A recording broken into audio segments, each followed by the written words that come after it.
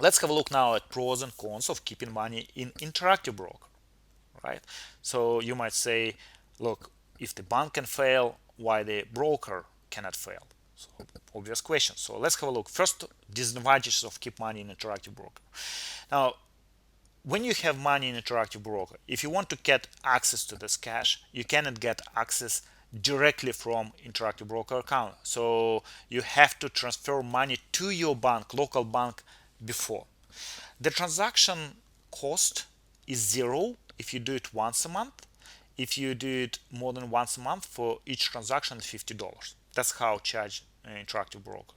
But if you need some cash in order to live for 1 month, you can do it once and pay no fees for that. All right. And in this case, if you transfer money even into dodgy bank account, you kind of not risking a lot of it. You're just risking a monthly living expense, or you even when you transfer to your local bank account, you can withdraw the cash straight away. It's kind of that still disadvantage. In United States, there is one thing which is separates it from all the another world. You actually can get a debit card for interactive broker, so you can keep money in interactive broker, have a debit card, and you can spend money directly from interactive broker. So this is huge advantage, but this option is not available for other countries, at least yet, during the recording of this video. Now, another thing which is kind of disadvantageous is that you can send money only to your own bank accounts, not third party. So if you want to send money to your son or daughter or wife or parents, or for some kind of services or business, you cannot do it from your interactive broker. Interactive broker, in order to avoid money laundering, they have to send money. If you send it from John Smith, it has to go to John Smith.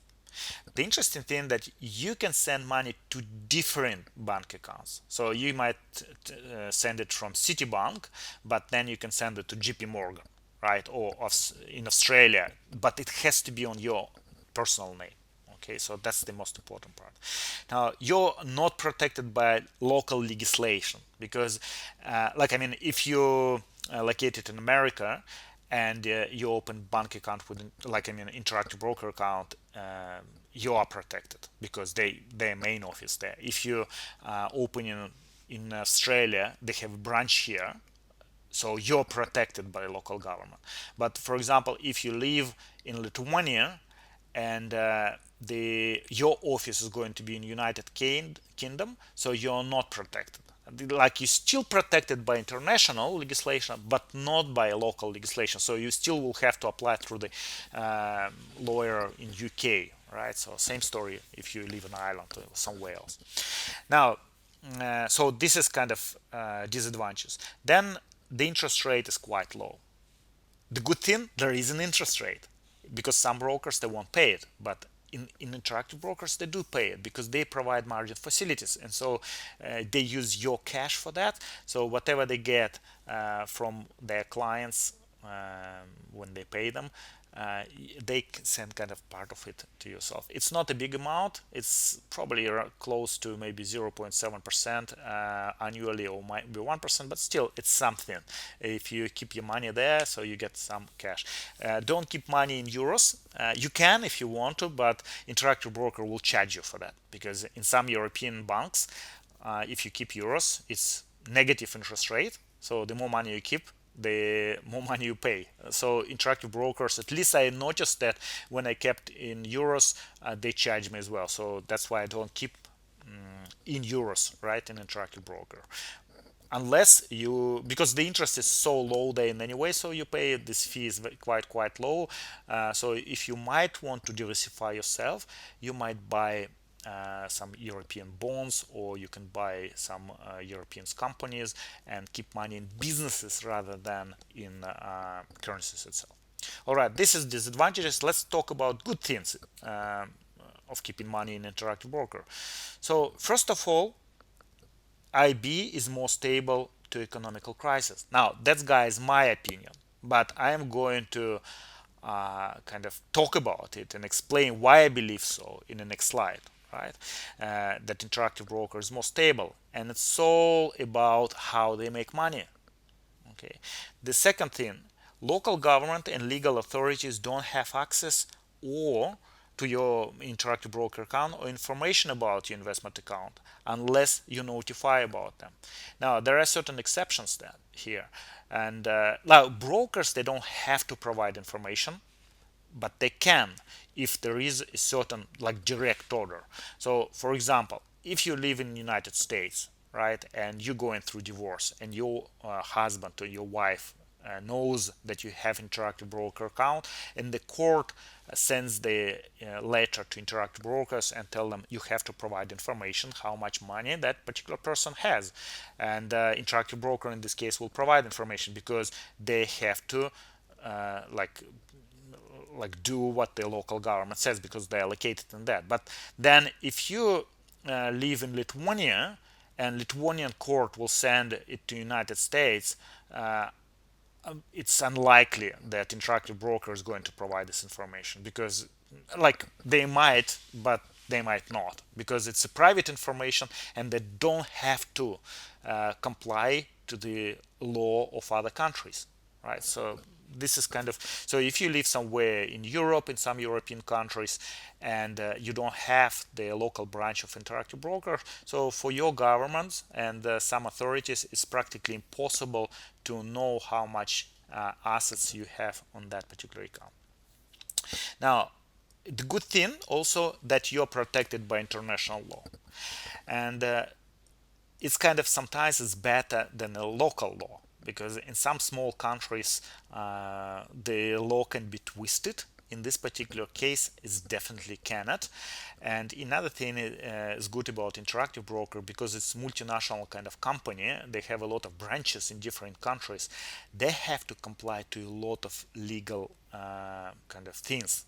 And can you imagine if they didn't comply in one country, it's affected them, most likely another country won't give them a license, because when you open the branch in your country, the first thing what they ask, if you have any problem with legal like entities in a different country, and you have to provide them the true information.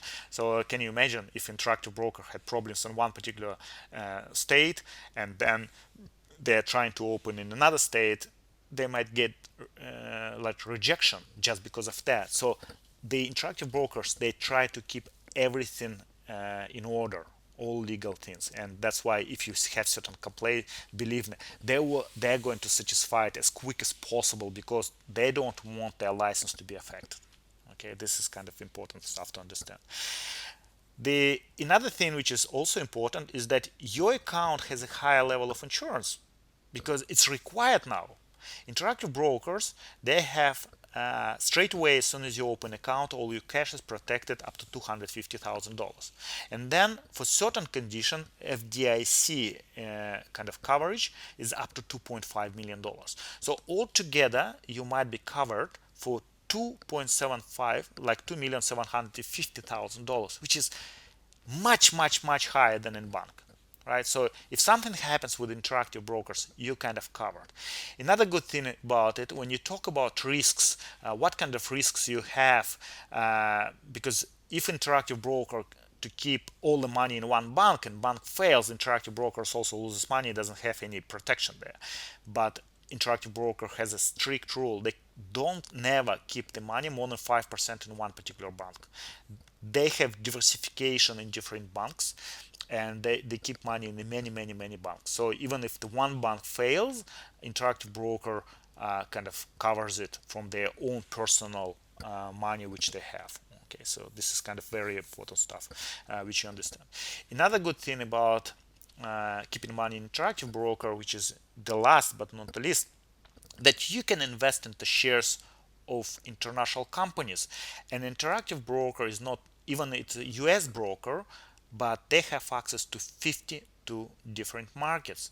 I think 32 countries and 52 markets. So you can buy shares in London, like I mean UK market, some European countries. You can buy it in Asian countries, in Russia, in United States, in Australia, and you can trade a lot of securities. You can buy some kind of shares of different companies, or you can buy bonds, like or you can different derivatives, trade derivatives as well with them, and it's quite convenient. Or you can buy commodities. So it is a very diversified broker, which allows you to allocate cash not only into different currencies, which you can do, but also allows you to buy different shares. And if you believe that Asian market is going to grow faster, you can put in some like big companies there. So quite easily in local currency, in Chinese currency, right? Or if you buy in Australia, you buy it in Australian dollars. So that's your option, and it's quite good because especially now when the crisis, a lot of absolutely amazing companies, they fell so low in price. Last year you would dream to pay this price. Now people are afraid to do that, but now you can have an options to buy that. And then when it's all recovers, like, I mean, you have to know which businesses you buy, uh, and then when it recovers, you make huge amount of cash. I've been trading for quite many years, and I know every trader I meet, they tell me, "Oh, Igor, I wish I could buy that stock in 2009." And they constantly were talking about, "I wish to buy in 2009." But now that's the situation, and they're afraid and they're paralyzed, and it's like, oh my goodness, what happens if this stock is going to bankruptcy? Yes, some stocks are going to be go, but that's why you have to analyze, you have to do research, you have to find the strong companies, how to do that. And if you don't know how to do that, guys, please look at our other videos where we do this fundamental analysis and research the companies.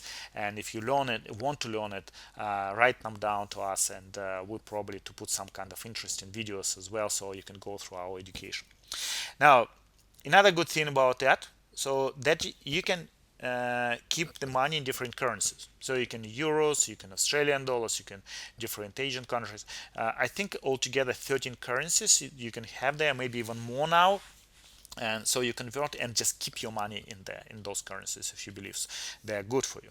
Now, another amazing thing, when you convert the currency, you can actually make a currency transaction. You can transact, for instance, if you uh, send money to interactive broker using your US dollars, and they get there, then you convert it into euros, and then you go travel to Euro, you open European bank account, you can send money into your own European bank in euros. Or even if you have this option in your local bank, open the European Euro account, you can transfer the euros from interactive brokers. So the reason why you do it's like people ask, why do I do it? Why will I send money from US dollar account to interactive broker, then convert and then send it back? Why wouldn't I just exchange it in my bank? And next slide, on the next slide, I'm going to show you why. Right, so it's huge savings, especially if you convert quite a big of money, amount of money. So you can do this transaction in different currencies, right? And when you convert the money with interactive broker, you actually use interbanking exchange rate. So it's like the best rate possible. So you practically, if you buy and instantly sell, you pay nothing for that. Very, very low price. You buy at the same price which banks buying when they're selling and buying currencies on the currency exchange, which is absolutely amazing, guys. So we have same option now to convert currency, same as all these big banks, which before it wasn't available for us, like long time ago. Okay, now, and as I said, you can invest shares into different companies. These are pros and cons of keeping money in interactive broker, and let's have a look how interactive broker actually makes money. Now, if you go back 12 years ago, before the GFC, when the crisis, brokers, they operated in a bit different way. At that time, when you would bring money to the broker take your money and start trading using your money in a similar way as banks do now. They take your money and then they give you the money away. They're using your money in order to make money for themselves. Right now, brokers cannot do that. Like brokers which are under certain legislations, like in Central, the way they do, they take your money, they put it in some kind of called clearance accounts. So when your money intact. Broker can access this cash and they cannot trade it. Okay, they cannot do that. So when you buy shares or buy other asset class, what happens that your cash moves to another person's account in that clearing company. Okay, so for example, Apex clearing company, one of the biggest, like one of big one in United States. So what happens when I buy shares of Microsoft, I have the broker send the information to the Microsoft that Igor Vasiliev bought shares, and my cash goes to the person who sold me those shares. Okay, this is very, very important stuff, right? So broker doesn't have access to your cash. And even if in some cases you sign this agreement when you open the bank account that you are allowed to use your cash in order to provide margin facilities to certain clients. Now that's another thing, how brokers they make money. So they give margin for some people. So usually it happens in a way. So if I put $100,000, I can buy for another $100,000. Now for different asset classes, different margin. For some asset classes, there is no margin at all. So I cannot use margin in order to buy those asset classes. In some asset classes, it's up to 140%. So it means that if I have 100,000, I can buy nearly $240,000. Now it's a quite risky operation, so I never recommend to do that if you don't know how to operate, or like at least it's certain level, not like never borrow money 100% of option, because brokers can change it at any time. So be careful. But the good thing here, like I mean, good. It's bad for the traders who use the margin, but good for us, people who keep money in interactive broker, that interactive broker doesn't have the risk say, as bank have, because banks, if the person fails or goes into default, they lose the money, right? Banks. But interactive broker doesn't do that, because they monitor on a daily, like constantly monitor what happens with the account of that particular person. And if they borrowed money and their account goes into the error and goes like down, down, down, down, and their money disappears. So when the interactive broker sees that their lending amount is under the risk, they close and liquidate all the positions and they take the money. They don't ask the person, they do it automatically. And yes, that trader loses money, but the interactive broker doesn't. Okay, they get money straight away. And because it's like at the moment is all controlled by robots, I mean by programs, it's not like person can miss it out, so it's all good there. Now also interactive broker makes money from trading commissions. And now guys, if you look and open account now, you will see that the spread is huge, right? Especially on different securities like options. Okay, brokers, they make more money during this time because people trade like crazy. They selling, they buying. It doesn't really matter if the trader makes money or loses money. Interactive brokers makes money in any way, because they make money on your transaction, not they take per for profit. That's why guys, brokers in this period of time when the crisis happens, huge volatility, brokers make more money than were making last year. And I believe, like it again, it's my opinion, but I believe when the reports are going to come through, the financial reports, we will see that. Okay, we will see that banks are going to make money. So actually, maybe like personally, I am going to even put money into some brokerage companies and buy shares. And you can, for example, interactive broker, it's on the market as well, you can buy shares of interactive broker too. And then they have different services. When you open account, when they provide different services, they have certain charges, but also from selling subscription, they have like connection, affiliate connection to a lot of services. And if you buy those services, interactive broker gets some money as well. So this is how interactive broker operates. And as you probably understand now, there is not much risk here when you keep money with interactive broker, because kind of it's very difficult to fail, right? And another good thing about keeping your capital in interactive broker, if you decided to buy shares, right? As soon as you decide bought some shares, the information goes to register of that particular company. So now you are owner of that particular asset class in that particular company. So, and if Interactive Broker disappears from the earth, you're still owner of that particular company because your name is in a register of that company, right? They know that you're owner of the company. So that's it. You just have to move this information to another broker. That's it. It's same situation when you buy a real estate. If you buy the house and you go to real estate agent, and real estate agent or legal representative doing all this job, and all your contracts and all information about like you're buying a company is kept in the office of that, for example, legal firm, right? But you have recorded that ownership in the other housing authority. There is information that's your own house. So, and if this legal firm is going to enter bankruptcy, it doesn't really matter for you. You still own the house. You just have to move this information from this law firm. You take the papers and move to another law firm. So, same situation happens here. So, when you keep your money into shares, you have very limited risk as well. Okay, this is also a good thing to know about the brokerage. Now, and during these slides, I'm going to show you the difference in currency conversion charge. Because a lot of students we have, they're from Russia and Russian-speaking countries. So I just show you the different USD and rubles. So, for example, for $1 right now, bid is 75.52 and ask 75.55.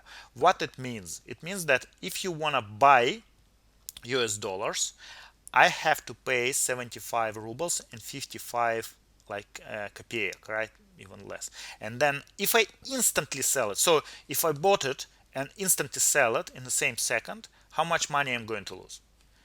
269 rubles. That's for amount of 10,000 US dollars. Okay, so it means that buy and sell, it costs me $3.63. That's it.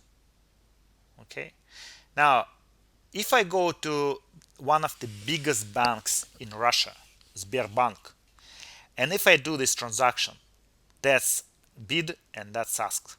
Okay, and it's written here in Russian language, that's online, and this is online. It's better to convert rather than if you go to the office, like face to face. And can you imagine? So I buy for 77 rubles, 51 kopeeka, and sell it for 73. So it means that the difference is 35,900 rubles for this transaction if I buy it and instantly sell. So it's $484. Compare the difference, right? 100 times, 150 times bigger. Banks, when you do this transaction, that's what they do in the market. They pay this amount, but they charge you that.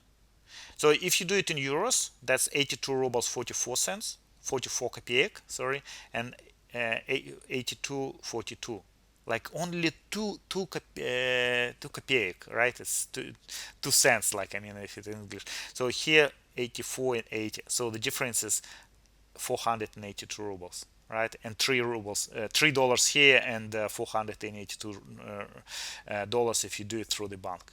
Now, the guys, you see the difference? This is an interactive broker. You could do it instantly. Okay, that's how easy it is.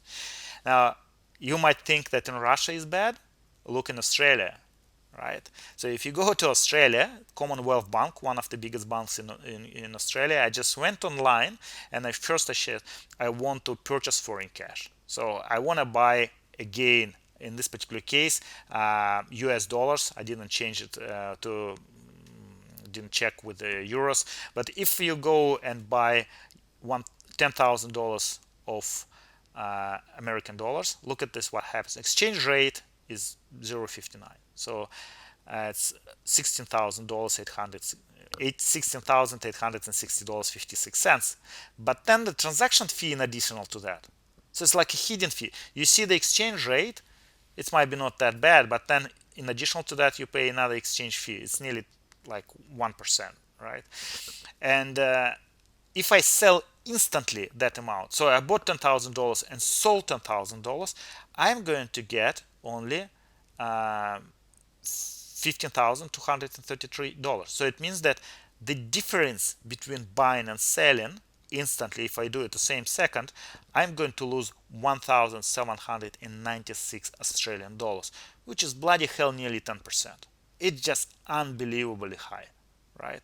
So if you convert it to US dollars, it's $1,190. Guys, this is insane, right? So can you imagine if you travel to holiday destination and before you travel you go to your local bank and you do this conversion, you might do it like once a year and you think, oh, I didn't pay that much money. But if you go as a family and you converted $10,000, look at the amount of money you lose. Huge amount of money. It's like another holiday for one person at least. So what you can do in this particular case, if you have option with Commonwealth Bank to open US dollar account, what you do, you first send Australian dollars to Interactive Broker. It takes only 1 day, they hit there. Then you convert uh, Australian dollars to United States dollars, and then you send it back to your account in Australia, but already American dollar or European dollar, or sorry, American dollar, and then you withdraw this cash and then you use it. So that's how you can do it. Okay, it's very very easy to do that. So guys, I presume I provided for you quite enough information uh, to make a decision if Interactive Broker is good option for you or not. Okay, I don't recommend you to do that, but when you compare your banks and if you believe that it might be safe to keep at least some of the money in Interactive Brokers, you can do that. Now the next question, of course, is it difficult to open an account with Interactive Broker? Interactive Broker, one of the biggest at the moment brokers in the world, and at least they have much more options than other brokers, and they have a lot of automation. And I'll tell you straight away, they don't want newbies. They don't want inactive accounts. So when you're going to open an account with them, they're going to ask you certain questions. And if you answer those questions in a way they don't like, they're going to reject your application. And the interesting thing, they're not going to tell you why, because they don't want you to lie them after that, because you will tell, oh, I've got experience and etc etc. And also, if they already see that they applied and then week later you are going to reapply for the same account, they will see that you changed certain answers. And if it is, for example, income or your experience, they will tell you couldn't get within 1 week 5 years of experience. So when you open bank Interactive Broker application, please be careful straight away. You have to answer the questions properly. Okay, if you do that, it's only 30 minutes to fill the application. It's online application, very easy. If you don't understand English that much, you can use different languages. At least you can do it in Russian, I know. You can do it in some European languages, Spanish language for sure. I think in Asian languages you can do this as well. So there are different ways to send the application. I know that when you apply in Russian language, there is certain dodgy, difficult places. So I always recommend to fill the application in English language. In this case, it's always easier, right? You might not understand English that well. If you're from other countries, but believe me, it's much easier to fill the application, especially if you follow certain guidance. Okay. Now, then they will require only a couple documents from you. First document is to confirm your identity. There is a huge list of what documents they can accept. Majority of people provide passport and driving license. And then to confirm your address, it's utility bill combined statements, quite easily. And actually, you can see here that's how they trade currency. You can see, and you can buy and sell it instantly. Then the processing time about a week. In some cases it's much faster. In some countries it might take longer. I know that in Australia, for instance, if you're not citizen of Australia, they might ask you to get justice of peace to confirm that you live in Australia. Okay, that could be the case. If you're a citizen of this country, they don't ask it. Okay, that's the way. But you'll find out it when you're affiliate. They will let you know that. Then money transfer to and from account to brokers from your bank, it takes only a couple days. If you do it in Australia, it's usually if you send it in the morning Australian time, you will see it on account on the same day. So it's very quickly. Same when you withdraw money from United States, like I mean from Interactive Broker account to your Australian account, also happens quite instantly. Okay, very quickly. So you don't have to wait weeks. Like in some countries, maybe Kazakhstan or Russia, it might take a couple days. Okay, to do that. Now, how you can fill your application? Some financial advisors that provide this help, so you can sit down with them, you give them information about yourself, and they actually fill it for you. Right, so one thing I know that they charge money. In some cases they charge from about $300 up to $1,500. It depends how much money you have, because when you come to financial advisor, they first they ask you how much money you have in savings, etc., etc., etc., and then they will charge you one or another amount. Okay, so I definitely know I've met advisors who charge $300, and I've met advisors who charge like $1,500, and some of them even higher amount. Now that's one way. Secondly, you can do it like on yourself without any help. You just go to interactivebrokers.com and it will redirect to your local branch, because if you're located in Europe, most likely it could be UK.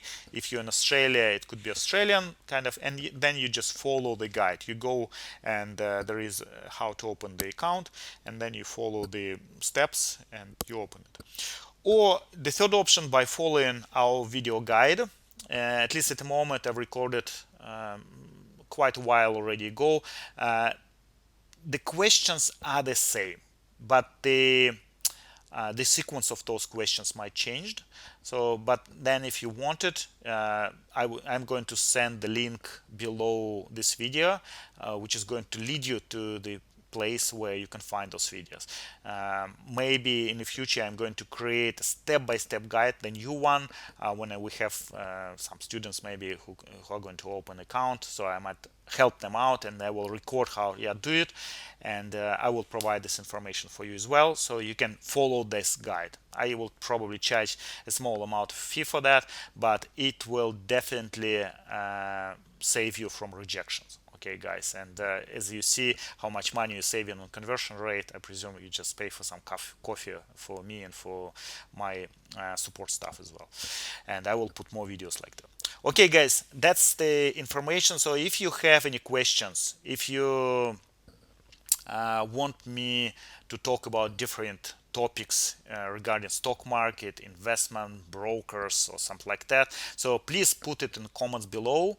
Have a look in the description. You will see certain links there leading to another videos which might be interesting for you, about the banks, about the interactive brokers, probably some about our education.